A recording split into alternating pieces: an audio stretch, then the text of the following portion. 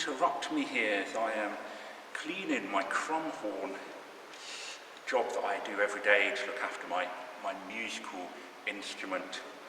Well, you find me here in St Albans Abbey.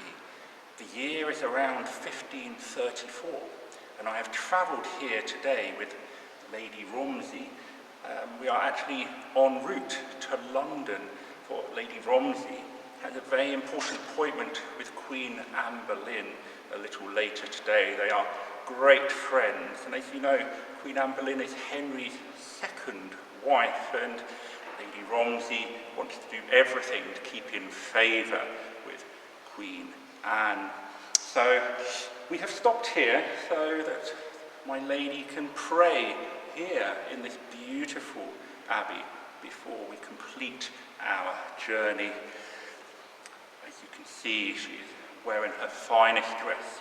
She is wearing her finest jewellery, and indeed she is wearing her French hood. That is all the latest fashion, I believe, because Queen Anne grew up in France and loves all things French. So Lady Romsey is very appropriately dressed on this occasion. I'll just see if my crumhorn is going to give me a good tune. Stop that nonsense, Bernard. Sorry, my lady, I was just testing my crumhorn. I will put it down. I will put it down for the moment. Yes, my lady can be a little moody on occasions. Anyway, this beautiful abbey that we've stopped in St Albans has been here for hundreds and hundreds of years, and many people, or pilgrims as they are called, stop here to visit it as they travel around the country, and sometimes they just come here especially to pray. The people who look after the abbey are called the monks, and there's about 40 of them who go about their daily business, and it is a very quiet and very special place, especially on occasions like today.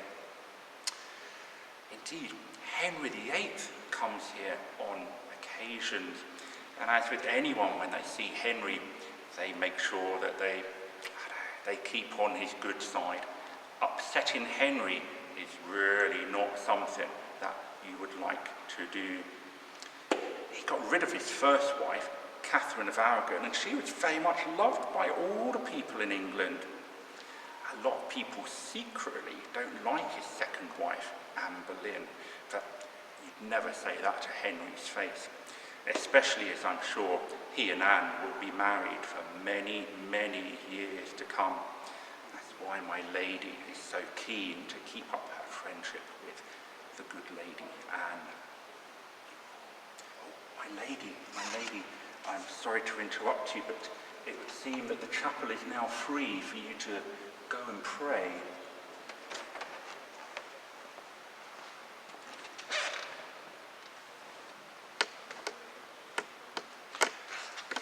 Well, children, whilst my good lady is out of the way, I'm going to take this chance to share a mystery object with you. Let's see what I have got. So, I have found this little item and brought it with me today to share with you. And as you can see, it's very soft, made out of very soft material, and it has a couple of long, bits of material attached to it from which it can hang. Now the question is though, in a Tudor home, what is this used for? Particularly my Lady Romsey, how would she use this little item? Well, I'll give you 3 possible guesses for this.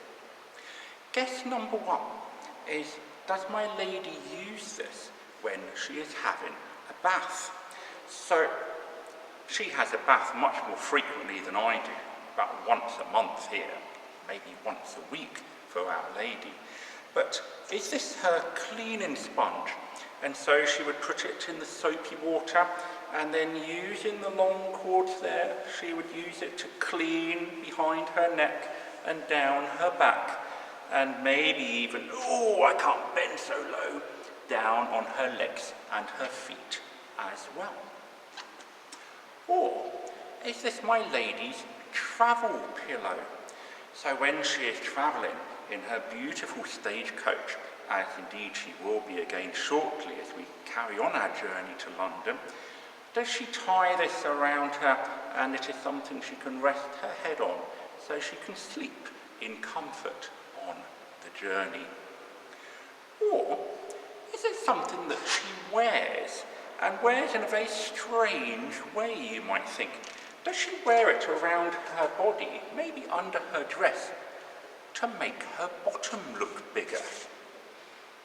Who could possibly know?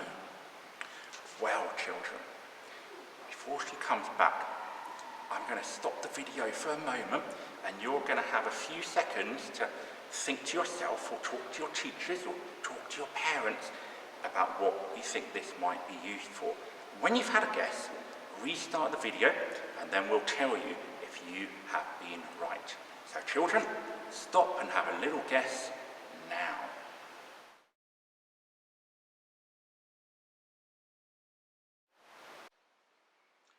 And welcome back.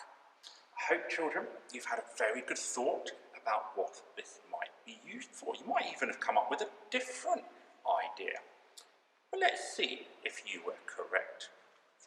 Well, if you thought it was some kind of sponge for cleaning yourself in the bath, again, my lady likes to be clean. Absolutely she did, especially when she's going to visit the Queen.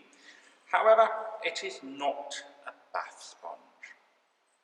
If you thought it was some kind of travel pillow, so she could sleep in comfort on her stagecoach when she is travelling around, again, that's a very good thought. Maybe people might have things like this in the future, but it is not her travel pillow. If, however, you guessed it was to wear under her dress to make her bottom look bigger, then you are correct. It is called a bum roll.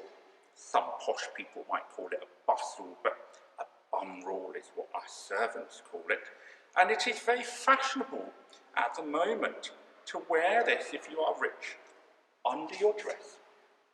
I might say to make your bum look bigger.